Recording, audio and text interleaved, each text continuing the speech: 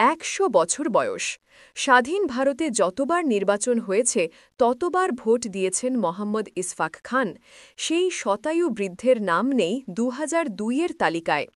এই এসআইআরে নাম থাকবে কি, চিন্তায় পরিবার। সপ্তগ্রাম বিধানসভার চক বাঁশবেড়িয়া এলাকা ৩ নম্বর গুমটির বাসিন্দা মোহাম্মদ ইসফাক। ৮৬ নম্বর বুথের ভোটার তিনি। ১৯২৫ সালে তার জন্ম।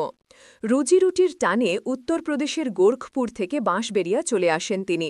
সেই থেকেই ৩ নম্বর গুমটির বাসিন্দা। বৃদ্ধের পরিবারে ছেলে, মেয়ে, নাতি নাতনি নিয়ে প্রায় ৩০ জন ভোটার।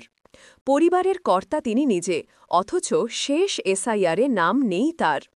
এখনকার এসআইআরের জন্য এনুমারেশন ফর্ম পেয়েছেন, কিন্তু ভোটার তালিকায় থাকবেন কি, এই প্রশ্নই এখন তাড়া করছে শতায়ু বৃদ্ধকে।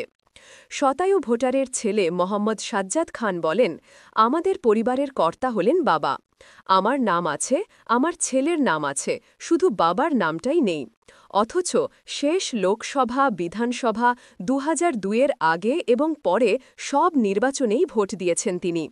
তিনি আরও বলেন, গত লোকসভায় বাড়িতে এসে ভোট নিয়ে গেছেন ভোটকর্মীরা।